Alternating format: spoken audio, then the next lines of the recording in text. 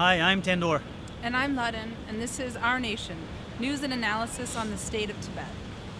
We're standing right here outside the United Nations, and we just concluded one of the largest rallies for Tibet that we have seen in a long time. There were Tibetans, police were saying more than 5,000 people, including Tibetans, Americans, many of our supporters from all over North America, US and Canada. And from morning we started at the Chinese consulate, and in the afternoon we've been here in front of the UN for the last 5 or 6 hours. And it was a long day, but it was a very busy and exciting day for so many people, especially one part that I got to be involved in during the afternoon, when a group of Tibetan leaders and representatives took 300,000 signature petitions to the United Nations and delivered there. And for so many of them, clearly, it was such an empowering and exciting moment, as I hope that for so many Tibetans who were here today, the same was the case. Yeah, it's really it's very heartening to see how many people came from so many places, all the people, the associations that organized and people who organized themselves to get here. And as I understand, the 6 organizations in New York together, led by the Tibetan community of New York and New Jersey, as well as basically Tibetan associations across North America, put this rally together. And in all of the years I've been living here, I think this is probably the biggest rally that I've ever seen, the largest turnout. And I think, of course, this is also simply because this is a time when Tibetans everywhere want to do something. This is a time where we all feel like something needs to be done, something has to change. The occupation of Tibet has been ongoing for so many decades now, but 95 self-immolations in Tibet because of increased repression, because of China's continued abuses there. This is really a time when people are feeling that something has to be done. And I think that's why we saw such a huge turnout here. I think, almost everyone who was here today, it was very clear that they were feeling very emotional and also very inspired. And it was, one sort of the main theme among many of the messages that was put out today was the fact that right now is a critical time. It is time for action, basically. Yeah, and I think one of the big questions that people have is like, what kind of action? What can even be done now? And this is something that we feel completely certain about. This is something that you saw actually, one of the resolutions that came out of the Tibet Support Group meeting in recently, the special meeting called by the Tibetan government in India, in Dharamsala. And this is a time for world leaders to get together and to take action in a coordinated way on the Tibetan issue. And this is, you hear it, we've described it as multilateral action for Tibet, as in many governments needed to operate together. More than one government needs to coordinate action for Tibet.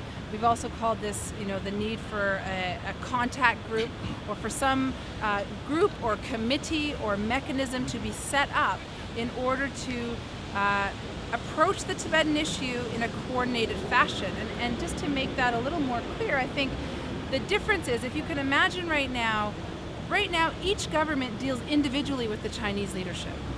And like we just saw with the US State Department, the Special Coordinator for Tibetan Affairs released a statement that was great. It was strong. It called for the Chinese government to end the repression in Tibet, to allow Tibetans their right, to allow media and people to travel into Tibet.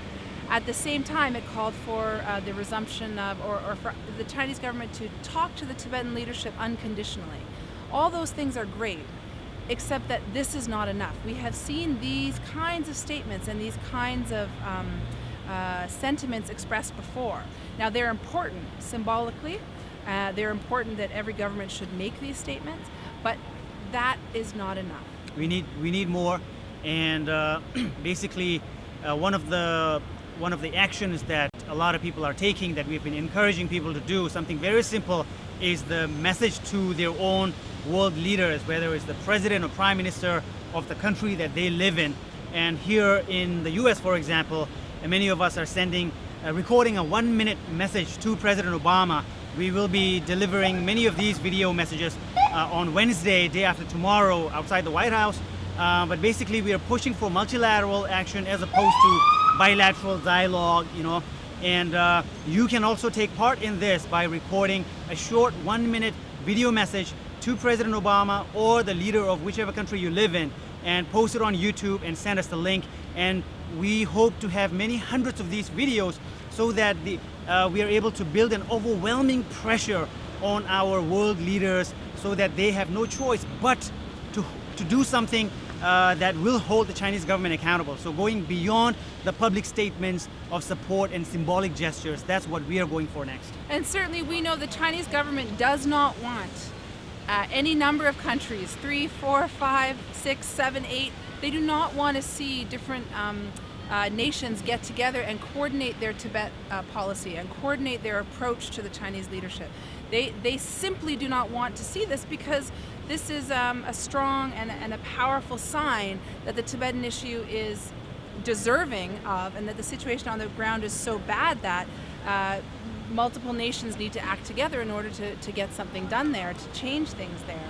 And I think that, when people say, if you look at the fact that 95 Tibetans have now given their lives in this incredible sacrifice that is, heartbreaking for many of us, most of us to even watch, we have this kind of, this support and this sympathy and this concern that really is very genuine and very high right now in the international community, amongst supporters and amongst governments, and people want to know what to do.